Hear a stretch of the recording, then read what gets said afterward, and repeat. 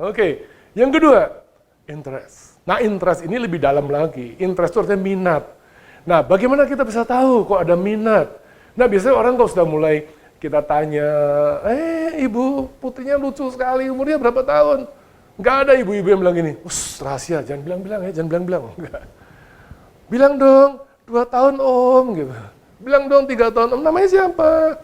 Oh namanya Anita, Anita om, gitu. Nah kita ngobrol, sampai dia tuh berhenti, dan kemudian misalkan produk yang kita jual tuh sepatu anak-anak.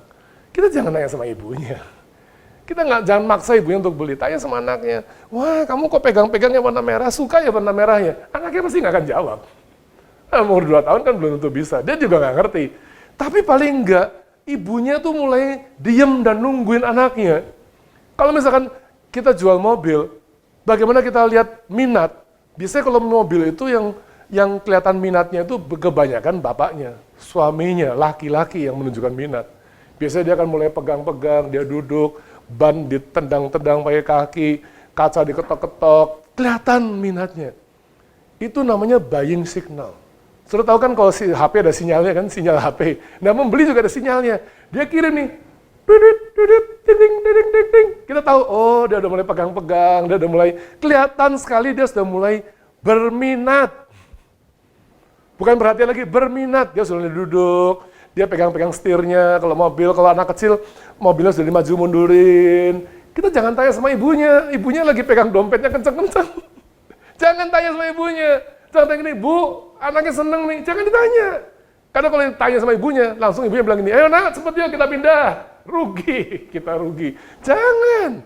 Jadi kayak gimana? Tanya sama anaknya, seneng ya mobilnya. Ini mobil yang ini mobil tentara. Tahu nggak tentara? Tentara itu loh yang kalau perang gagah jagoan. Nah kalau yang ini mobilnya bos. Kamu mau jadi tentara, mau jadi bos? Tanya sama anaknya. Anaknya nggak ngerti apa-apa, ketawa-ketawa gini, biarin aja. Tapi sementara Anda sedang bercerita, bapak ibunya diam nungguin di situ. Sebenarnya mereka lagi listening, mendengar. Bagaimana Anda memberikan perhatian pada anaknya. Dia mau tahu sejauh mana produk yang dibeli itu akan memuaskan minat dari anaknya. Jadi minat. Target kedua setelah perhatian, minat. Nah minat ini ya, bagaimana cara membangkitkannya? Bagaimana cara menghidupkan minat? Nah ini menarik sekali. Kembali lagi kan ke praktek sehari-hari. Pernah masuk ke supermarket? Kalau masuk supermarket, tiba-tiba di pojok ada orang jualan apa ya, misalkan kalau minuman dingin gitu ya, terus diicip-icip pakai botol kecil, gelas kecil-kecil, atau kacang sedikit-sedikit ya, sejumput, secubit, kue dipotong kecil-kecil, brownies dipotong kecil-kecil, kita cuma ngeliat. Nah, icip-icip itu rupanya membangkitkan minat. Pertama dia berhenti, kasih perhatian, yang kedua dia berminat. Dia mulai makan. Waktu dia makan, rupanya saudara ya, hebat ya, Tuhan itu kasih kita panca indera. Panca indera kita tuh ada melihat, mendengar, merasa, apalagi tuh? 5 panca indera, merasa, mencium, ya, itu semualah yang membangkitkan minat. Jadi kalau makanya saya percaya sekali waktu teman saya bilang gini, yang terbaik, iklan yang terbaik itu bukan di TV. Iklan yang terbaik itu bukan di koran, bukan juga di radio. Iklan terbaik itu kalau ada orang yang memperagakan. Dan iklan terbaik itu kalau ada bendanya. Karena orang pasti mau pegang. Manusia itu pasti mau pegang dah. Jadi kalau perhatikan, kita mau pegang. Soalnya perhatikan, kalau orang mau beli buah, pernah nggak ke supermarket? Udah dikasih tau gini, buah jangan dicium, itu orang nggak suka. Tapi beli buah apa aja pasti dicium, gitu, tor lagi. Padahal itu etikanya nggak benar, tapi semua orang lakukan itu. Kenapa? Karena mereka mencoba menjawab semua kebutuhan mereka melalui panca indera mereka. Mereka hanya membangkitkan minat, bener nggak saya perlu ini? Jadi panca indera itu harus dipuaskan. Panca indera itu harus diberi sesuatu.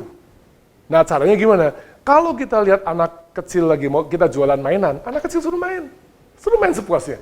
Kalau misalnya kita jualan mobil, bapaknya suruh saya maunya, pegang. Kalau kita di properti, caranya gimana? Bawa lihat rumah, show unitnya, atau bawa ke tempat di mana mereka bisa memuaskan bayangan, imajinasi mereka. Kenapa saudara? Karena setiap pembeli itu punya mimpi. Setiap pembeli punya cita-cita, setiap pembeli punya masalah yang harus diselesaikan, setiap pembeli punya kebutuhan. Dan dia ingin kalau dia dapatkan produk itu, dia yakini betul bahwa itulah yang terbaik yang dia bisa dapatkan. Jadi nggak salah kalau orang itu menunjukkan minatnya. Justru kita harus bangkitkan minatnya. Temukan semua yang bisa dilakukan melalui panca inderanya itu. Dia izinkan dia untuk pegang. Saya lama sekali di properti, kalau saya bawa orang ke sana dia pasti akan ketok-ketok temboknya, pintu dibuka, ditutup. Pernah lihat orang beli lemari es? Dibuka, tutup, buka, tutup. Mobil buka, tutup, ban ditendang-tendang.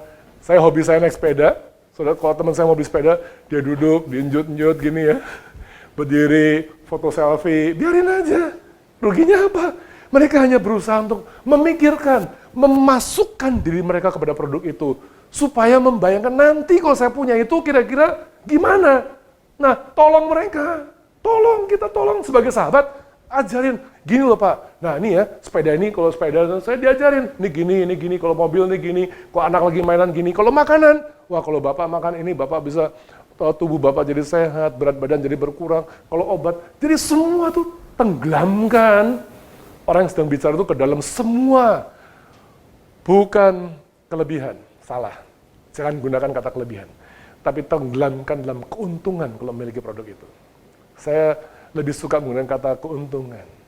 Keuntungan memiliki produk daripada kelebihan. Saudara seringkali sebagai salesman kita bicara kelebihan produk ini. Salah. Saya nggak mau. Kalau kelebihan itu dari pihak saya ngomong sama saudara. Sebagai penjual, sebagai pabrik saya ngomong sama saudara. Tapi kalau keuntungan, saya menempatkan diri saya sebagai sahabat. Saya lihat ke orang sana dan saya katakan, ini loh keuntungannya. Kalau punya produk ini, untungnya ini. Untungnya ini dari pihak Bapak Ibu. Buat saya penjual, saya sahabatmu, saya temanmu. One day, kita nggak akan ketemu lagi, tapi akan kamu terus-terus dengan produk yang saya jual. Jadilah sahabat yang baik.